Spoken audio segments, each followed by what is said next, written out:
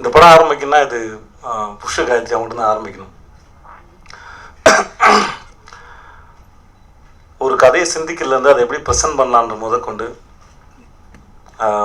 எப்படி வேலை வாங்குறது, யாரெல்லாம் உள்ளே இருக்கணும் வரைக்கும் வரைக்கும் அவர் பேசும்போது வார்த்தையை பயன்படுத்தாங்க ஃப்ரீடம் அப்படி இல்லைன்னு. அது நம்மளால் பழக்கப்பட்டு வச்சுருக்கோம். ஃப்ரீடம் கொடுக்குறோம் அப்படிலாம் சுதந்திரம்லாம் யாரும் கொடுக்க முடியாது வேலை பார்க்குற இடத்துல. அது நம்மளாம் சேர்ந்து வேலை பார்க்குறது தான் ஒரு படம். அதை முழுமையாக உணர்ந்த இடம் வந்து நான் இங்கே ஆக்சுவலாக வந்து நான் வந்து இதில் வந்து கேட்கலாமா பெர்மிஷன் அப்படிலாம் அதில் எனக்கும் அதில் வேலை இருக்குது, எனக்கும் அதில் பங்கு இருக்குது. அப்படி தான் வேலை செஞ்சது. இந்த படம் நான் 2014 கேட்ட கதை. அப்போ கேட்டதுக்கு இன்றைக்கி படமாக வளர்ந்துன்னு பார்க்கும்போதும் அதில் மிக பிரம்மாண்டமான வேலை இருக்குது. இந்த மொத்த கனவையும் இந்த கற்பனையும் முழுமையாக்குனா அது எங்கள் ப்ரொடியூசர் சசிகாந்த் சாரால் தான் முடியும்னு நினைக்கிறேன். ஏன்னா அவரோட ரசனை பெருசு, அவரோட ட்ரெஸ்ஸிங் சென்ஸ் மாதிரி இப்போ நடந்து வந்தாலும் அந்த ஸ்டைலான வாக்கிங் மாதிரி அவரோட ரசனை வந்து ரொம்ப பெருசு. ஏன்னா ரசனக்கார மனுஷன். அவருக்கு ஒரு போதை மாதிரி, இந்த புத்திசாலியான படத்தை இவர் தான் ப்ரொடியூஸ் பண்ணார் அப்படின்ற மாதிரி போதை அவருக்கு எப்பவுமே பிடிக்கும். அந்த போதையோடு அவர் என்றைக்கு இருக்குன்னு ஆசைப்படுறேன். ஏன்னா அந்த ரசனை ரொம்ப முக்கியம் ஒரு தயாரிப்பில் இருக்குது.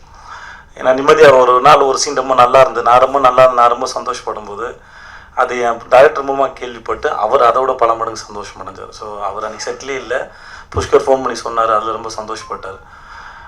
ஹீ இஸ் வெரி ஸ்வீட், நல்ல கருப்பு குலாப் ஜாமுன் மாதிரி ஆக்சுவலாக. அப்புறம் வரு, கதிர், மேடி பற்றி, விவேக், யாரை பற்றியும் யாரும் ஒருத்தருக்கு சலைச்சவங்க இல்லை. அப்புறம் மணி இந்த படத்தில் வேலை செஞ்ச அம்மனும் சரி, அந்த டைலாக் ரைட்டர் அப்புறம் இன்னொரு ஆர்டிஸ்ட் பண்ண பிரேம் சார் இருக்கட்டும், எல்லாருமே சரி. மேடி பற்றி சொல்லணும்னா ஃபஸ்ட் டே ஷூட்டு எங்கள் 2 பேருக்கு படத்தில் எது முதல் காட்சியோ அதுதான் எங்களுக்கு முதல்ல படமாக்கப்பட்டதும் கூட. செட்டை ரொம்ப எதிர்பார்த்துங்க, அது எனக்கும் தெரியல. நானும் ஒரு மாதிரி எதிர்பார்ப்பில் இருந்தேன். பெரிய பெரிய படங்கள், பெரிய இடத்துல இருக்கிற ஒரு மனுஷன், என்னோட சீனியர் வந்தார்னா எப்படி இருக்கும், அவரோட ஆட்டிடியூட் என்னவாக இருக்கும், செட்டில் ஃபஸ்ட் டைம் ஃபேஸ் பண்ணும்போது என்ன இருக்கும், கண்ணை பார்த்து பேசணும், என்னவா ரியாக்ட் பண்ணுவார். நான் ரொம்ப சென்சிட்டிவ், யாராவது சின்னதாக ரியாக்ட் பண்ண கூட எனக்கு உடனே ஒரு இதாகும். ஸோ நிறைய யோசிச்சு ஒரு பெரிய கால்குலேஷன் சரி என்ன வந்தாலும் ஒரு மாதிரி ஹேண்டில் பண்ணிடணும் அப்படிலாம் இருந்தேன். அந்த இருட்டாக இருக்கணும் திடீர்னு சுவிட்சை போட்டு வெளிச்சு வர மாதிரி அவர் வந்தவொடனே சாதாரணம் ஆயிடுச்சு. அது எல்லாமே வந்து ஹீ இஸ் வெரி ஸ்வீட். எதுவாக இருந்தாலும் ஷேர் பண்ணலாம், அவர் சீனியர் அப்படிலாம் எதுவுமே இல்லை, ஒப்பீனியன் ஷேர் பண்ணலாம், பேச முடியுது சீனை பற்றி. நாங்கள் 2 பேரும் ஒன்றா காலேஜ் படித்து முடிச்சுட்டு ஒன்றா ஸ்கூல்லாம் படித்து ஒரு வேளை ஒரே தெருவில் பக்கத்தில் விளையாண்டு ஒன்றா சேர்ந்து வேலை செஞ்சால் எப்படி இருக்குமோ அந்த அனுபவம் தான் இருந்தது அவரோட வேலை செய்யும்போது. அப்புறம் வருவை பற்றி சொல்லணும்னா ஒரே ஒரு விஷயம் மட்டும் தான் இருக்குது. வரு எப்போ பேசினாலும் மொத்தமாக கேட்டு முடிச்சு ரிவைன் பண்ணி தான் புரிஞ்சுக்கணும். She is very fast and very bold and very cool and very confident. அதான் வரு ஆக்சுவலாக. கதிர் வந்து படத்தில் பண்ணலாமா வேணாம், படம் கதை கேட்டு முடிச்சுட்டோட ஃபோன் பண்ணா, அண்ணா நீங்கள் என்னென்ன நினைக்கிறீங்க அப்படின்னு கேட்டான். இல்லைடா கதிர், அது நீ தான் முடிவு பண்ணும், பட் என்னை பொறுத்த வரைக்கும் இது ரொம்ப நல்ல ஸ்கிரிப்டானா இல்லைண்ணா எனக்கு அது ரொம்ப பிடிச்சிருக்குண்ணா ஸ்கிரிப்ட்னா அது யூ டேக் அ டிசிஷன். ரொம்ப தைரியமாக ஒரு ஹீரோவை பண்ணிக்கிட்டு இருக்காப்புல. இந்த படத்துல அவன் முக்கியமாக அவனும் ஒரு ஹீரோ ஆக்சுவலாக வந்து சப்போர்ட்டிங் ரோல்னால சொல்ல முடியல, அவனும் ஒரு ஹீரோ தான் அதில். அது சம்டைம்ஸ் லைஃப்பில் நம்ம எடுக்கிற டிசிஷன் தான் நம்மளை இன்னொரு லெவலுக்கு கொண்டு போகணும்னு நினைக்கிறேன். இந்த படத்தில் அவன் நடித்ததுனால சொல்லலை, அவன் கூட பழகினாலையும் அதுக்கு முன்னாடி தெரிஞ்சதுனாலே சொல்கிறேன். அவன் வயசுக்கு மீறின ஒரு மெச்சூரிட்டி இருக்குது, தன்னோட வேலை இன்னொரு லெவலுக்கு போகணுன்ற ஒரு ஆர்வம் இருக்குது. ஏன்னா என்னை பொறுத்த வரைக்கும் இந்த உலகத்தில் there is no teaching, there is only learning. கற்றுக்கிறவங்ககிட்ட தான் இருக்கே வெளியே சொல்லித்தரவங்ககிட்ட இல்லை. கற்றுக்கிறவன் எவ்வளோ ஓப்பனாக இருக்கும் அவ்வளோ தூரம் அவன் கற்றுக்க முடியும் நான் நம்புகிறேன்.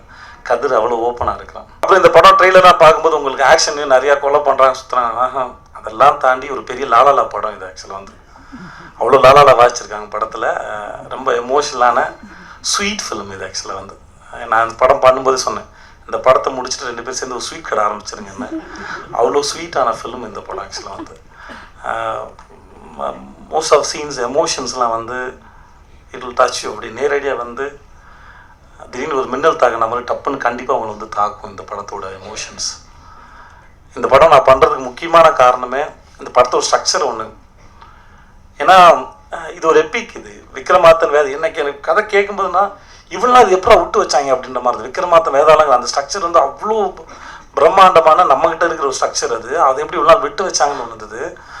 ஆனால் அதை எடுத்து இவங்க ரொம்ப ப்ரில்லியண்ட்டாக அதை வச்சுருந்தாங்க. அது வந்து இதை என்னோட கேரக்டர் பாயிண்ட் ஆஃப் வியூவில் சொல்லணும்னா வந்து லைஃப்பை படித்த ஒருத்தன் அவன் பேசுகிற தத்துவங்கள், அவனோட way of understanding towards life, வாழ்க்கை அவன் எப்படி புரிஞ்சுக்கிட்டு இருக்கான், அவன் எப்படி ப்ரெசென்ட் பண்ணுறான், அவன் என்ன பார்வையில் பார்க்குறான்னு ஒன்று இருக்குது. அந்த ரொம்ப முக்கியமான சீன் வரும், எமோஷன் ஒன்று தானே சார் அப்படின்னு ஒரு டயலாக் ஒன்று வரும். அது எனக்கு அதுவும் சரி. முடிவு பண்ணிட்டு தேடாத, தேடிட்டு முடிவு பண்ணு அப்படின்னு சொல்கிற இடமா இருந்துச்சு. இதெல்லாம் படத்தோட ரொம்ப ஆழமான வசனங்கள் படத்தில். இந்த படத்தில் ஒவ்வொரு சின்ன சின்ன அசைவும் சரி, ஒரு சின்ன ஷாட்டுமே சரி, எதையுமே சிந்திக்காமல் தெரியாமல் தன்னால் நடக்கவே இல்லை. எல்லாமே புஷ்கர், காயத்ரி அப்படிங்கிறவங்க 2 பேரும் தீர்க்கமாக ஆழமாக யோசித்து வைக்கப்பட்டது தான் இந்த படம். Overall it's beautiful film. எனக்கு தெரியல, நிறைய படம் பண்ணிட்டேன். ஆனால் விக்ரம் வேதா வந்து எனக்கு கொஞ்சம் நர்வஸ் ஏற்படுத்துது. நான் இந்த படத்தை தியேட்டரில் என்னோடய ஆடியன்ஸோட பார்க்க விரும்புகிறேன். இது எஸ்பெஷலி இது கேங்ஸ்டர் போலீஸு அங்கே ஒரு அண்ணன் கேட்டார் மாதிரி, இது கேங்ஸ்டர் போலீஸ்க்கான படம் தான். ஆமாம், கேங்ஸ்டர் போலீஸை பற்றின படம் தான். அதில் புதுசாக எதுவுமே இல்லை தான். ஆனால் ரொம்ப புதுசான ஒரு ப்ரெசன்டேஷன் இருக்குது, புதுசாக ஒரு லைஃப் இருக்குது, ரொம்ப அழகான ஒரு ஸ்வீட் ரிலேஷன்ஷிப் இருக்குது இந்த படத்தில். வாழ்க்கை இன்னொரு கோணத்தில் பார்க்க சொல்லுது இந்த படம். நான் எப்பயுமே நம்ம லைஃப்பில் எப்பயுமே ஒரு பர்செப்ஷன் மட்டும் இல்லை, அதுக்கு 100 விதமான பர்செப்ஷன் இருக்குது. சமயத்தில் நம்ம எதை தேர்ந்தெடுத்து நம்ம முடிவை மாற்றிக்கிறோன்னு பொறுத்து தான் அது இருக்குது, நான் நம்புகிறேன். அது இந்த படத்தில் எனக்கு ஒவ்வொரு சீன்லையும் பேசும்போது சரி, ஒவ்வொரு சீனுக்குள்ளேயும் அது இருக்குது. ஆக்சுவலாக வந்து இது ஜஸ்ட் லைக் தட் ஒரு சாதாரண படம். இந்த படம் வந்து நிறைய லேயர்ஸ் இருக்குது. ஆழமாக பார்த்தா இன்னும் நிறையா லேயர்ஸ் அது புரியும், நான் நம்புகிறேன். ஓவரால் இந்த மாதிரி ஒரு படத்தில் நடிச்சதுக்கு நான் ரொம்ப சந்தோஷப்படுறேன். யாரையும் போர் அடிக்கல நினைக்கிறேன். Anyway thank you so much for the time. Thanks.